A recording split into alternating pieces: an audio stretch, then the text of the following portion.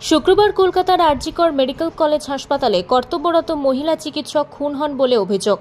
ওই মহিলা চিকিৎসককে ধর্ষণ করে খুন করা হয়েছে বলে অভিযোগ। এর প্রতিবাদে এদিন সন্ধ্যায় বর্ধমান মেডিকেল কলেজের ছাত্রছাত্রীরা প্রতিবাদ জানিয়ে একটি মোমবাতি মিছিল করে। মিছিলটি মেডিকেল কলেজ থেকে শুরু হয়ে বিভিন্ন পথ পরিক্রমা করে আবার মেডিকেল কলেজে ফিরে আসে।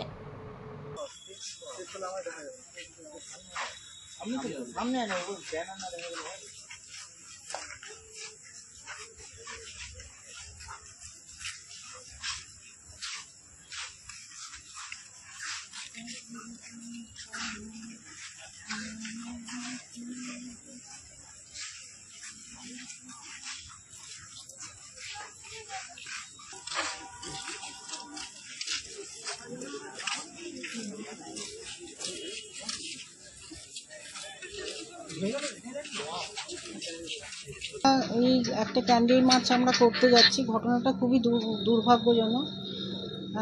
এখন আমাদের চাইছি আমরা যিনি যে কালপ্রিট তার অন্তত একদম দৃষ্টান্তমূলক শাস্তি হোক, এবং মৃত্যু সবসময় খুব দুঃখজনক।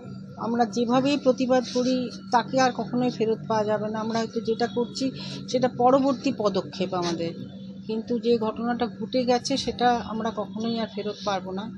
সুতরাং আমাদের নিজেদের অবশ্যই সাবধান থাকতে হবে, এবং আমরা একদম প্রত্যেকটা গেটে যে কোনো ওই RMB বা G+8 যেখানে গাইনি ডিপার্টমেন্ট প্রত্যেকটা জায়গাতে আমরা একদম রেখেছি, যাতে গার্ড যিনি আছেন যাতে কোনো কার্ড ছাড়া, বাড়ির লোককে যে কার্ড দেওয়া হয় সেটা ছাড়া যেন একদমই না ঢুকতে দেওয়া হয়। সমস্ত গেট বন্ধ করা আছে, এবং ওই নাসিরবাবু যিনি আমাদের চার্জে আছেন ওনাকে বলা আছেন, উনি প্যাট্রোলিং একদম রেগুলার করছেন। খুবইভাবে কড়াকড়ি করা হয়েছে নিরাপত্তাকে।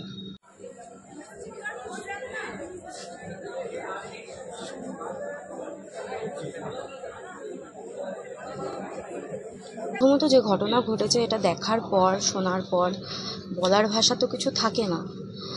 এটা যে কোনো সাধারণ মেয়ের সাথে হলেই প্রথমেই সেখানেই খারাপ লাগে। তারপর তিনি অন ডিউটি ডক্টর ছিলেন। জানি না কারা বা কিভাবে এ ধরনের কিছু করার মতো মানসিকতা কোনো সমাজের মানুষের আসতে পারে, বলার কোনো ভাষা নেই।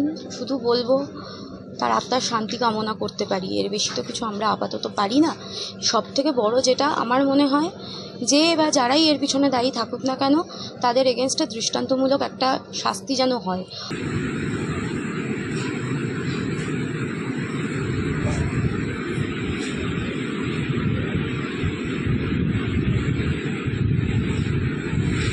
প্রথমত হয়তো এখন অবধি সব জায়গায় মোটামুটি খবর হয়ে গেছে। আরজি করে যে ঘটনা ঘটেছে সেটা অত্যন্ত অপ্রীতিকর, এবং এরকম ঘটনা আগে কখনো দেখিনি। আমরা অনেক সময় দেখেছি যে পেশেন্ট পার্টি চড়াও হয় ডাক্তারদের ওপর, পেশেন্ট পার্টি অনেক রকমই মিসবিহেভ করে, কিন্তু এই যে ইভেন্টটা ঘটেছে সেই ইভেন্টটা সত্যি আনএক্সপেক্টেড।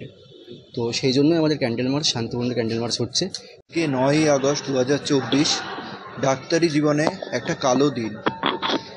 এই দিন আমাদের একটি সহকর্মী, সে আমাদের জুনিয়র একজন চিকিৎসক এবং সহপাঠী বললে চলে, তাকে একটি মর্মান্তিক ঘটনার সাথে মৃত্যুবরণ করতে হলো।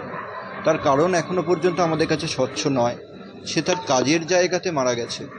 সে আর স্বপ্ন ছিল ডাক্তার হওয়া, মানুষের পরিষেবা দেওয়া, কিন্তু তার স্বপ্ন পূরণ হলো না, কারণ সে নিরাপত্তাহীনতা নিজের কাছে।